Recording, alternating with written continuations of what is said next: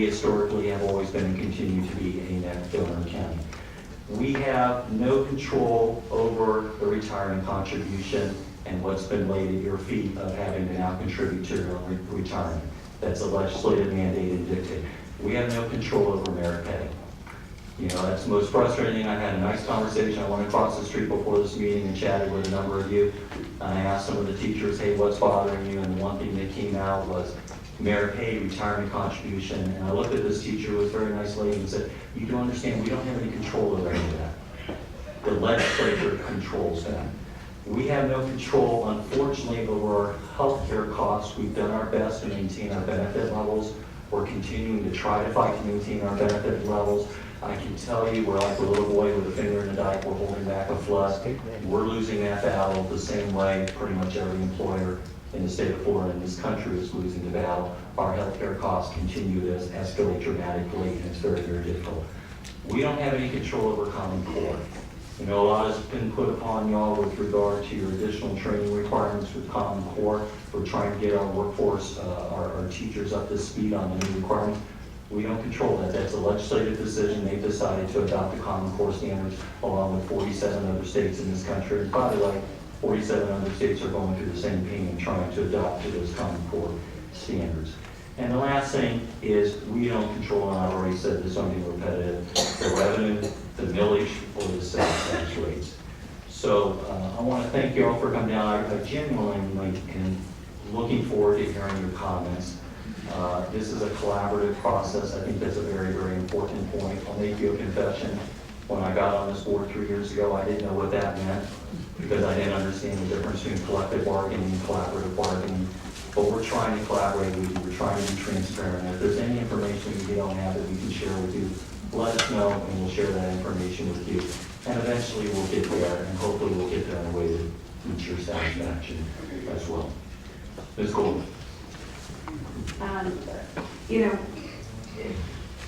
I am glad that we're not sitting in some other counties right now, and I want to come into that. I come from a healthcare background, for those of you that don't know that. And if you look what's happening to hospitals and what just happened with one of our hospitals in this community and what's happened there are still impacts of the recession alive and well, and a lot of the tumultuous changes that are happening in healthcare.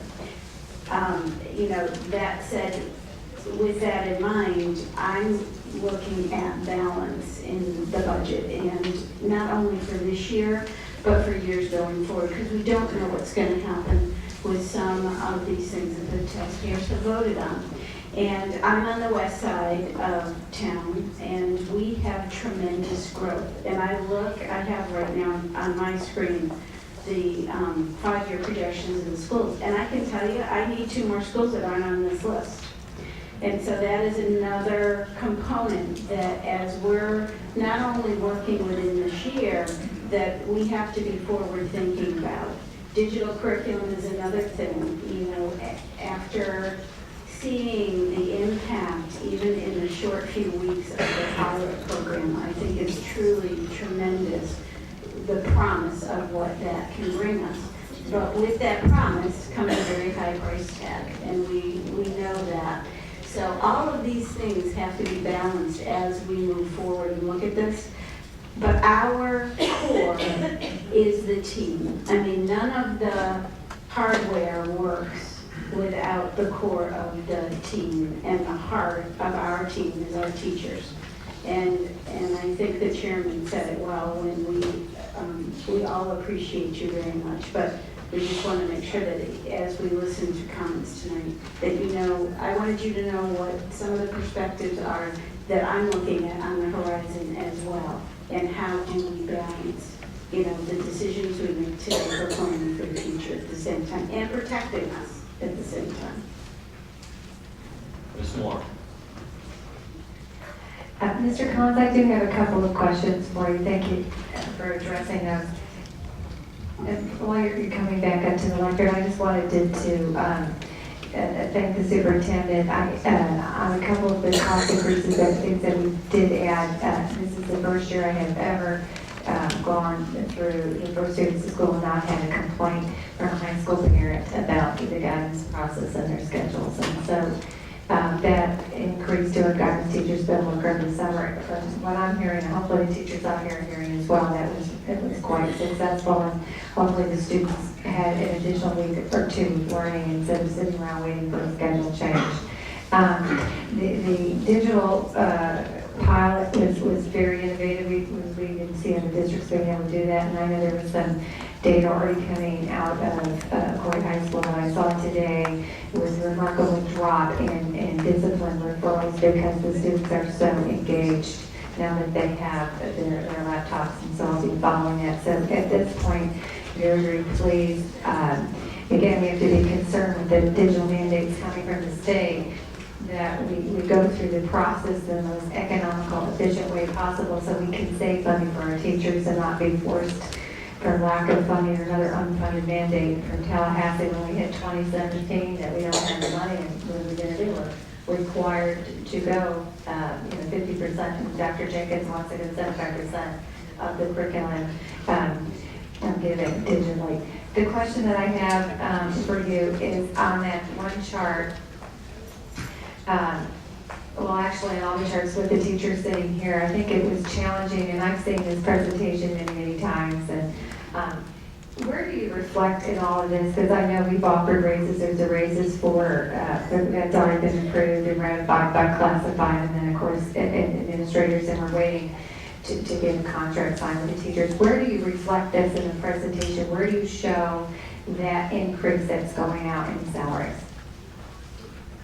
The overall salary increases are it's just incorporated in the overall budget numbers. So when I show the functional totals, the fund salary increases are already incorporated into those numbers.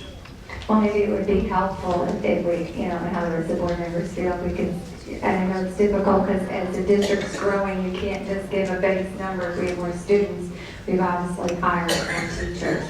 But maybe there's a way to reflect that increase somewhere in there so they can see it, because I know a lot of them felt wondering why they haven't had anything yet. Is it accounted for in the budget? Is it not a priority? Because we don't really see that in the presentation. So maybe that would be something that would help in the future for them to see that we actually did allocate through the process money for raises, and it is there because it is our priority. The other question is on the comment we talked about CPI and how, I think it was page number, is it slide 18, where you showed the difference between the CPI and the amount of money per student, where we're over $1,000 difference of trying to continue the level of service, to continue their salaries, to give them increases, yet we're not keeping up with CPI. How have we managed to continue to give raises? How have we managed to do that in spite of that really decreased per pupil because of CPI?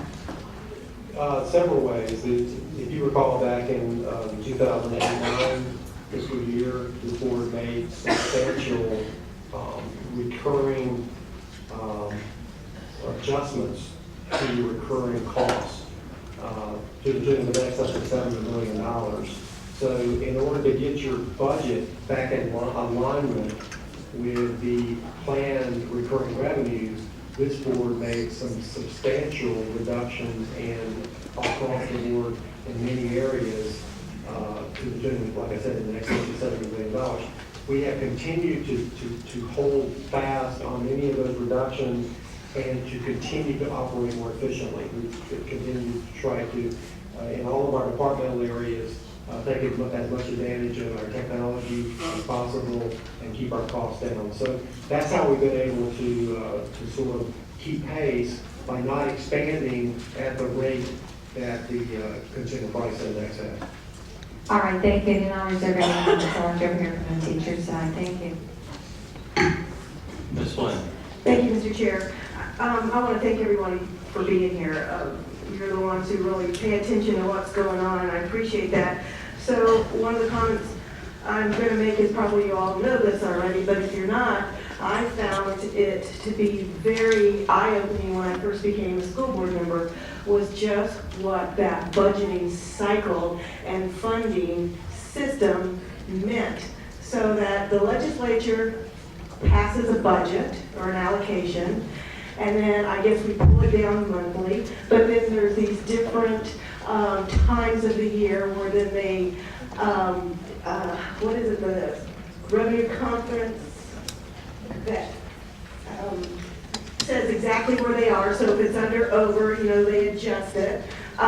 So it's projections really all through the year. It's really not until the year finishes that you really knew what your full amount was. So, I mean, obviously I'm studying through it, but it's very eye-opening. So if you haven't had that, and probably most of you have seen that, I don't mean to be preaching to the choir here, but it's worth looking at. Did I explain that somewhat? Yeah, I think you were, Mr. Collins? I think you were referring to the FDIC surveys. Right. You have the FD counts in October and February, and there are numerous, actually now, multiple FTE surveys that occur throughout the year that alter the amount of funding that the district receives. We don't get just that big bulk of funding at one time. I guess that's what, we don't just, the legislature passes it and there it is. Right, and then from a cash flow perspective, the state funding is distributed twice a month. Twice a month? Yes. Okay, thank you. Here's what I did want to ask. In regard to the federal sequestration, I think it is in regard to IDEA funding that we're looking at possible declines in the Title I and all the titles. So when that, and as you said, it's over 10 years, if those funds are lower, and we don't receive 100% funding when it comes to IDEA anyway, where do we dip down to for those funds? I have a feeling, but I just want to make sure that. Well, I'll give you sort of a two-part answer.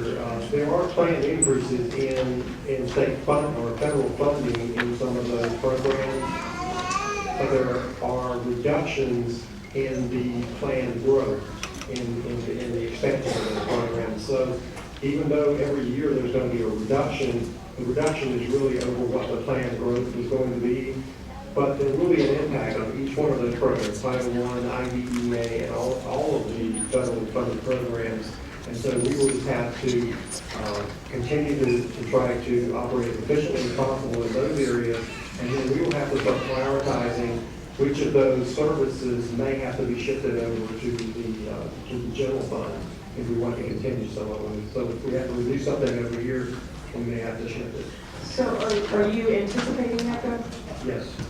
It's about, do you have an idea of how much that could be? Well, the anticipated amount of the reductions, I believe, is somewhere around $8 million a year, I believe, was the anticipated reduction for this year that we're in. So if you look at something comparable to that going forward, we're talking somewhere in the ballpark of about an $8 million reduction per year going forward. Okay, thank you. So I think that's significant for us to keep an eye on. Thank you very much. Mrs. Gordon. Yes, thank you, Mr. Chairman. I'm well aware of the budget presentation, and I thank Mr. Collins. I think Ms. Trinity alluded to portions that I want to say it is an ongoing process. I do sit on the budget committee. I am going to make a recommendation from this meeting with the budget committee, with this meeting in the audience today. There's what we call association representatives. And I'm usually the association representative at my school, and I've been one since 1967. So that tells you I've been an association rep for a very long time. I would like to say this. I think we're missing the boat because when you made a statement, Mr. Chairman, about collaborative and collective, and how well you've become well-versed on it, I feel I'm an expert on it, and I've always said it. Since I've served with Mr. Collins on the bargaining team in Osceola, and I've also served on the bargaining team in Orange when I served as vice president of the union.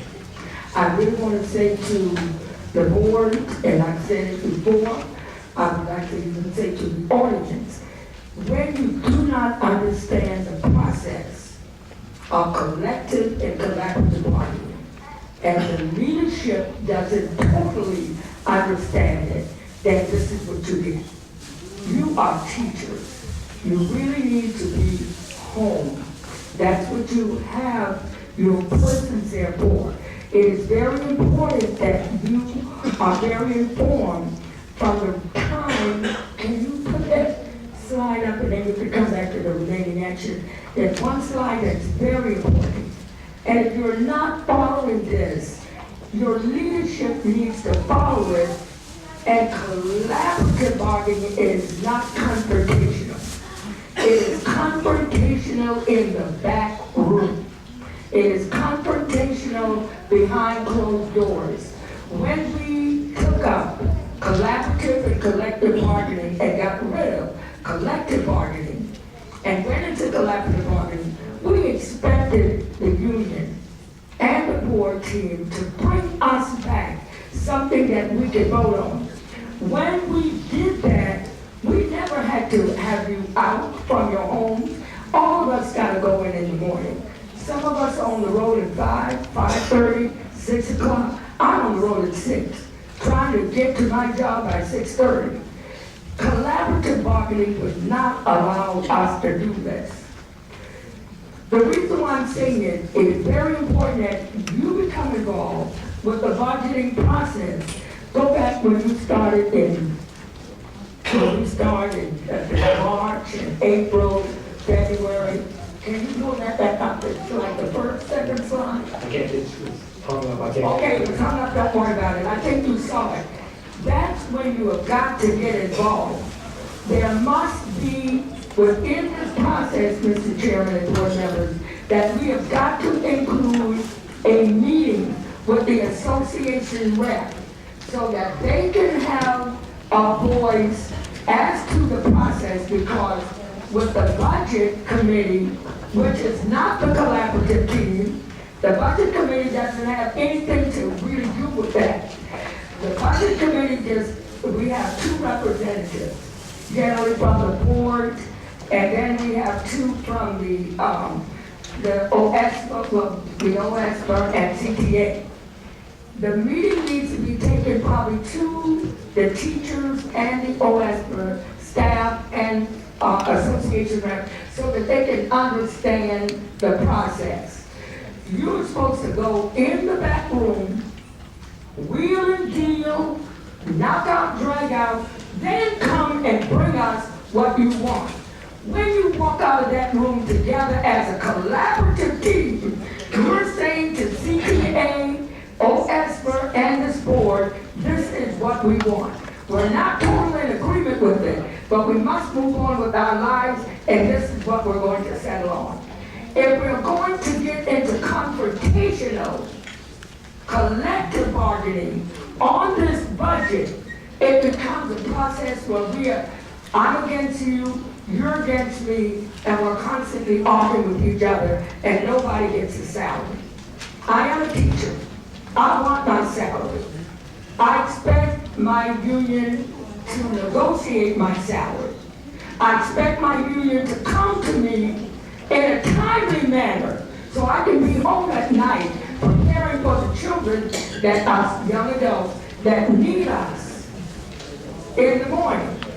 So my point on this budget, which I'm well informed because I followed this budget process, this board followed the budget process all year long. And we should have come together. We can say, no, this is not what I'm satisfied with. No, this is not what I'm satisfied with. Is this the best that CTA has? Is this the best that the board has? And then whatever you decide, you get your body, you get your association rep, get that information back to the school. Then you collaboratively come together and say, this is it. This is what we're going to do. But we are never to be up here arguing with each other, passing out things in the audience that's not privileged for the board. What is passed out at the board, out of the audience, the board should have. That is not collaborative bargaining. And I've said this over, listen, it is not collaborative. You have a team. We have a team. All of us get to speak to our teams and send our team messages. We've got to come together on a salary. And all the information should be on the table, that you would be able to negotiate. And when it hits the board table, the board doesn't have to do anything but approve it. And that should be done in the past with collaborative bargaining. And I wanted to make those comments. Thank you. All right, thank you, Mrs. Gordon. We've been sitting here 2 hours. Why don't we do this before we go to speakers? Let's take a 10-minute break.